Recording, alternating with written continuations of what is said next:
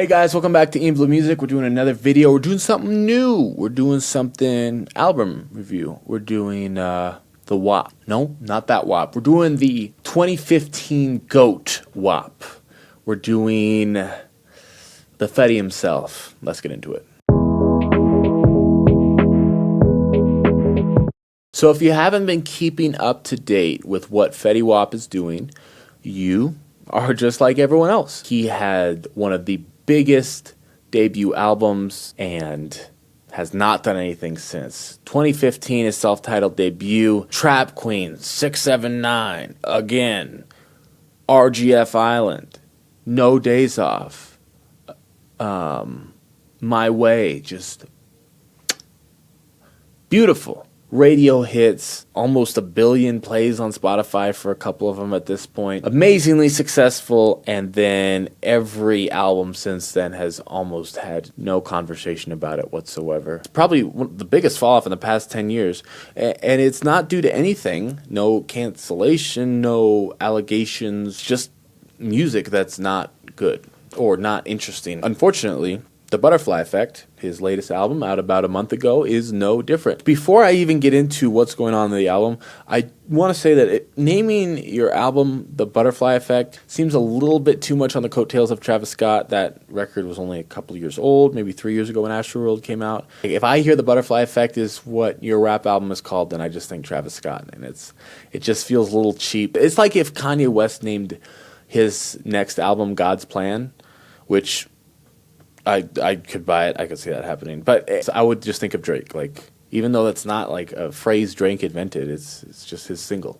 Based on the content of the record, it makes it just feel even cheaper. The Butterfly Effect by Fetty Wap is nothing notable. About a year ago, a fan tweeted something about him falling off and how they didn't understand, someone so successful for no reason just kind of disappears. And then Fetty Wap responded and said it was bad management, and he'd gotten that all straightened out. And to expect a brilliant comeback from Fetty Wap a year later, here we are with a new release, and it is just like the last 5 releases that no one's been talking about. One of the things that baffles me is how someone with as much clout and to have that power and not be able to secure a beat that's interesting doesn't make any sense to me. I don't know if there's in-house producers that he's contracted with. He has a Chop Squad beat on there that's okay, but a lot of it just sounds so generic, kind of like things you'd find on YouTube or the discount section of BeatStars. And it's not that any of them are necessarily bad, but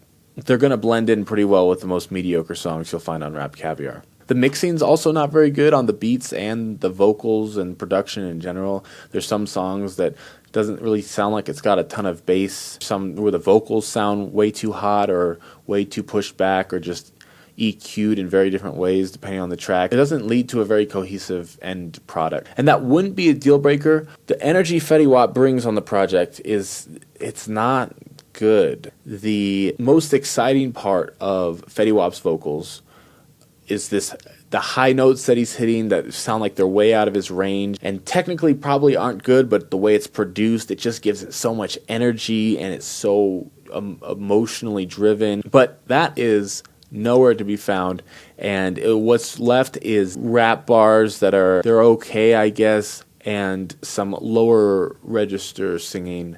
The way it's produced and the way it's tuned doesn't sound good. And it's not like over auto-tune. It's just not tuned well. You can hear it really working, and he does certain vocal runs on certain tracks. Clearly, like, the tuning is doing most of the work. He shouldn't be performing like an R&B singer in ways that he just technically can't.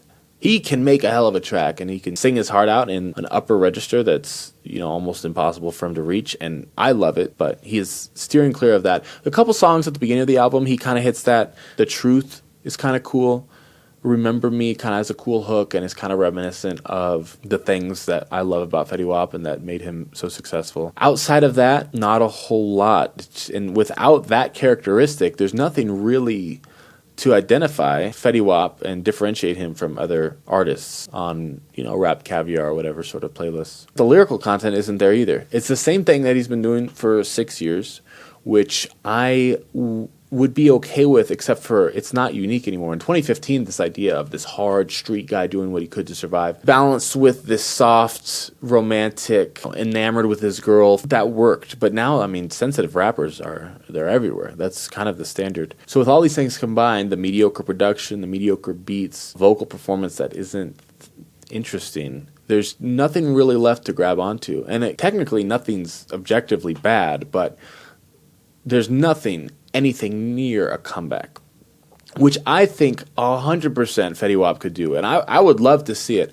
I was trying to think of songs that he would be great on. I thought it would be cool if he were to do something a little bit more upbeat. Chris Brown and Young Thug's Go Crazy. I could hear his vocals on something like that. Even on just a really well-produced Wheezy beat, that his vocals would be cool, especially with the melodies that I know he can deliver and the vocal energy that I know he can deliver, but apparently he's choosing not to, or is incapable of doing that now. I don't know if he's not trying to recapture the magic of his hits, but he's not. I don't think artists should just recreate what made them successful, but I do think whatever they do should be good, and Fetty Wap is not really delivering on the butterfly effect. Every rapper seems to stick to a certain set of ad-libs. For Fetty Wap, it's his signature, yeah, baby. If that's what you're into, you're in luck, because yeah was a word that was used on the album 293 times.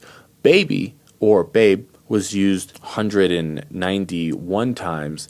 And yeah, baby, was used 65 times. So if that's what you're into, definitely check out the Butterfly Effect then. And I won't say there's nothing to see there. Out of the 17 songs, including the intro and the outro, Jack Boy I thought was a great track.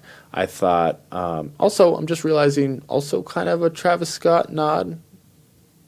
I don't know.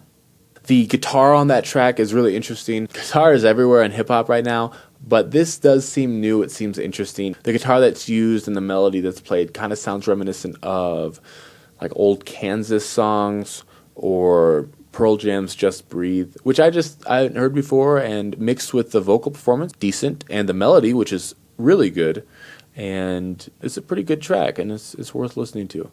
There's a couple other R&B tracks that have a few interesting parts that don't sound generic. Yoshi was one of the beats that I thought was pretty cool, and the way he whistles along and hums along with the synth line there, I think is interesting, but really grasping at straws other than that to find something that's going to stand out in the world of hip-hop right now. I don't think every artist is meant to come back. You could argue that maybe Fetty Wap is some kind of one-hit wonder, but personally, I'd love to see it. Like, I think he offers something, and I think he's got a unique style and a unique voice that there's no one else delivering that, and it would be cool to see a really big comeback from him. This album is not it. What do you think? Did you check it out? Do you think he even deserves a comeback, or should we just let 2015 be as it was and don't mess with a good thing? I mean, you tell me. Let me know in the comments. I appreciate you watching. We're going to be doing more reviews like this, so be sure to keep tuned in. Other than that, thanks for watching. I'll catch you next time.